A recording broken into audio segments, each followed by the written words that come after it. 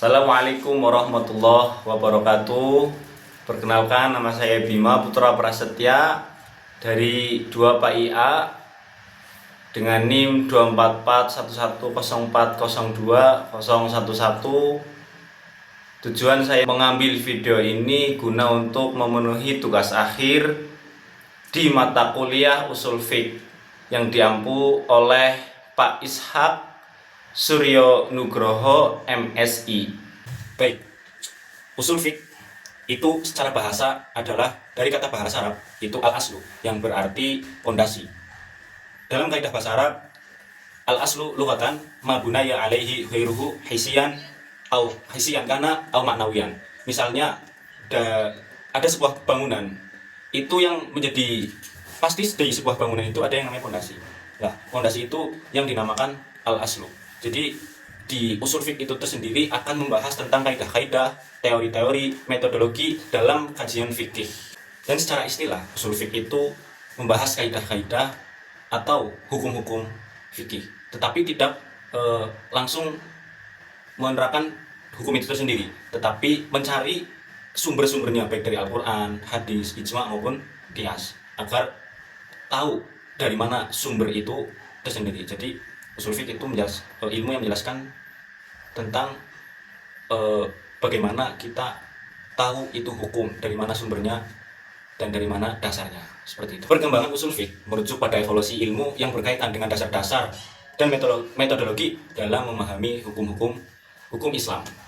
Usul fiqh adalah disiplin ilmu yang membahas prinsip-prinsip, sumber-sumber, dan metode untuk menerapkan hukum-hukum syariat dalam kehidupan umat muslim. Adapun perkembangannya itu pertama periode awal itu pada masa awal Islam, para sahabat Nabi Muhammad SAW dan tabi'in adalah orang-orang yang pertama kali merumuskan prinsip-prinsip hukum Islam meskipun tanpa sistematika yang formal. Mereka mengandalkan Al-Quran dan hadis sebagai sumber utama hukum, namun mereka juga berusaha menafsirkan ayat-ayat Al-Quran dan hadis-hadis Nabi untuk menyelesaikan masalah-masalah fikih yang baru muncul. Kemudian periode tabi'in dan pembentukan usul fiqh. Pada masa ini para ulama mulai menyusun kaidah-kaidah hukum dan mengembangkan metodologi untuk memahami sumber-sumber hukum Islam. Salah satu tokoh penting di sini adalah Imam Abu Hanif yang dikenal sebagai pendiri mazhab Hanafi. Beliau mulai menekankan pentingnya ijtihad atau penalaran pribadi dalam mengambil keputusan hukum berdasarkan prinsip-prinsip Al-Quran dan hadis. Samping itu ada juga istihsan. Istihsan itu pendapat pribadi yang lebih kuat, adalah salah satu metodologi yang dikembangkan oleh Imam Abu Hanifah. Selanjutnya juga ada qiyas atau analogi, juga diperkenalkan sebagai cara untuk menetapkan hukum yang baru dengan cara menganalogikan masalah yang baru dengan masalah yang sudah ada dalam Al-Quran maupun hadis. Itu ada periode klasik. Pada abad kedua dan ketiga terjadi perkembangan yang lebih sistematis dalam ilmu ushul fiqh. Dan ada pun ulama yang terkemuka yang memberikan kontribusi besar. Itu salah satunya Imam Syafi'i. Imam Syafi'i itu yang menulis Ar-Risalah, sebuah karya yang membahas metodologi fikih secara sistematis.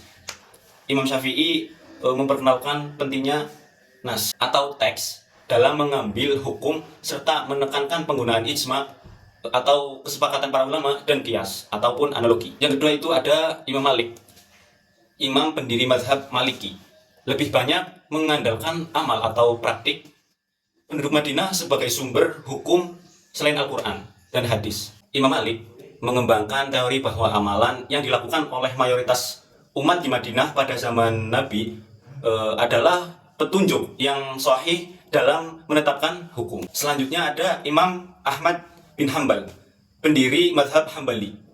Imam ini sangat berhati-hati dalam menerima pendapat selain Al-Quran dan hadis. Beliau menekankan pentingnya hadis sahih dan pendapat bahwa jika tidak ditemukan hadis yang jelas, maka qiyas boleh digunakan. Selanjutnya itu ada periode modern. Pada abad-abad berikutnya ilmu ushul fiqh terus berkembang dan para ulama mulai memikirkan kembali relevansi dan aplikasi prinsip-prinsip usul fiqh dalam konteks sosial dan politik. Dan ada pun tokoh-tokoh penting yang memengaruhi perkembangan usul fiqh modern, termasuk salah satunya itu ada Muhammad Abduh. Ini adalah seorang yang mempromosikan pemikiran rasional dan ijtihad terbuka dalam mengatasi masalah fikih yang timbul di era modern. Beliau juga mendukung penggunaan rasio dan penalaran logis untuk memahami Al-Quran dan hadis. Selanjutnya itu ada Rosyid Ridho. Rosyid Ridho juga yang berusaha menghidupkan kembali ijtihad dan reformasi dalam dunia Islam. Ridho menekankan bahwa hukum Islam harus sesuai dengan kebutuhan zaman dan masyarakat. Dan yang terakhir ada Sayyid Qutb yang lebih radikal dalam pandangannya tentang penerapan syariat Islam dalam kehidupan sosial maupun di politik. Selanjutnya perkembangan kontemporer. Di era kontemporer, usul fikih semakin berkembang dengan adanya kajian-kajian baru tentang fikih modern, fikih sosial, dan fikih-fikih yang lain. Di era modern ini keluarlah isu-isu besar, contohnya fikih ekonomi, fikih sosial dan politik, serta fikih lingkungan. Selanjutnya ada metodologi dalam usul fikih terus berkembang. Metodologi dalam usul fikih terus berkembang dan semakin kompleks dengan ulama usul fikih modern mengembangkan teori-teori yang lebih relevan dengan konteks pada zaman ini. Beberapa prinsip, adapun prinsip yang berkembang adalah yang pertama itu ada ihtisan, yang kedua istihlah, dan yang ketiga ada maqasid asyariah. Itu adalah penjelasan dari semua perkembangan usul fiqh dari dahulu hingga sekarang. Adapun kesimpulannya, perkembangan usul fiqh telah melibatkan kontribusi dari banyak ulama sepanjang sejarah Islam, dimulai dari pendekatan yang lebih langsung terhadap teks Al-Quran dan hadis, hingga penerapan kaidah yang lebih rumit dan sistematik yang menyesuaikan dengan perkembangan sosial, politik, dan ekonomi. Hingga kini usul fiqh terus berkembang mengatasi tantangan modernitas dan menjawab permasalahan yang muncul dalam kehidupan umat muslim. Selanjutnya itu ada sumber-sumber pengambilan dalam hukum Islam. Itu ada 9. Yang pertama itu ada Al-Quran. Al-Quran adalah sumber utama dan paling utama dalam hukum Islam. Ia merupakan wahyu Allah yang diturunkan kepada Nabi Muhammad SAW, berisi pedoman hidup, ajaran tauhid, dan hukum-hukum yang berlaku untuk umat muslim. Al-Quran dijadikan sumber pertama dalam pengambilan hukum karena ia dianggap sebagai wahyu yang sempurna dan final. Al-Quran pengambilan dalam hukum Islam itu ada hadis. Hadis adalah perkataan, perbuatan, atau persetujuan Nabi Muhammad SAW yang dijadikan petunjuk dalam hukum Islam. Hadis menjadi sumber hukum kedua setelah Al-Quran dan sering digunakan untuk memperjelas atau menjelaskan ayat-ayat Al-Quran yang bersifat umum atau tidak terlalu rinci. Setelah hadis ada yang namanya ijma. Ijma adalah kesepakatan seluruh ulama mengenai suatu masalah hukum setelah wafatnya Nabi Muhammad SAW. Ijma juga merupakan sumber hukum yang ketiga yang berlaku jika tidak ada nas atau ayat Al-Quran atau hadis yang secara eksplisit membahas suatu masalah. Ijma ini dapat berbentuk kesepakatan pada masalah fikih yang telah disepakati oleh mayoritas ulama di suatu zaman. Namun, jika ada perbedaan pendapat di antara para ulama, maka ijma tidak dapat dijadikan dasar hukum. Selanjutnya ada qiyas atau analogi. Qiyas adalah proses penarikan kesimpulan hukum dari suatu kasus yang tidak ada dalam Al-Quran dan hadis dengan membandingkannya dengan kasus yang sudah ada dan diketahui dasarnya. Qiyas menggunakan metode analogi di mana hukum untuk suatu masalah ditetapkan dengan cara menghubungkannya dengan masalah yang sudah ada dalam Al-Quran. Selanjutnya ada istihsan atau ijtihad berdasarkan kemanfaatan. Istihsan adalah prinsip dalam fikih Islam yang memungkinkan pengambilan hukum dengan mempertimbangkan maslahat yang lebih besar, meskipun terkadang bertentangan dengan hukum yang umum berlaku. Istihsan digunakan dalam keadaan tertentu untuk mencapai keadilan dan kemaslahatan umat. Selanjutnya ada istislah atau kemanfaatan umum. Istislah adalah prinsip yang digunakan oleh para ulama dalam pengambilan keputusan hukum dengan mempertimbangkan kemaslahatan. Dalam hal ini, jika tidak ditemukan nas yang eksplisit dalam Al-Quran atau hadis, maka hukum ditentukan berdasarkan kemaslahatan yang paling baik bagi umat. Selanjutnya ada maqasid asyariah atau tujuan-tujuan syariat. Adalah teori yang mengkaji tujuan dan maksud dibalik syariat Islam. Menurut teori ini, setiap hukum yang ditetapkan oleh Allah bertujuan umum, bertujuan untuk menjaga 5 hal. Menurut teori ini, setiap hukum yang ditetapkan oleh Allah bertujuan untuk menjaga 5 hal pokok maqasid asyariah. Yang pertama ada agama, hifdzu ad-din. Yang kedua menjaga jiwa, hifdzun hifdzun nafas. Yang ketiga ada hifdzul aql, menjaga akal. Terus yang keempat ada hifdzu an-nasl atau menjaga keturunan. Dan yang terakhir ada hifdzul mal, menjaga harta. Pemahaman ini memandu ulama untuk membuat keputusan hukum yang sesuai dengan kebutuhan umat Islam pada suatu waktu dan tempat. Selanjutnya itu ada urf atau kebiasaan. Urf adalah kebiasaan atau adat yang berlaku di masyarakat yang dapat dijadikan dasar hukum jika tidak bertentangan dengan prinsip-prinsip. Adat atau kebiasaan yang baik dan tidak bertentangan dengan syariat dapat diterima dan dijadikan hukum yang berlaku. Yang terakhir ada fatwa atau pendapat ulama.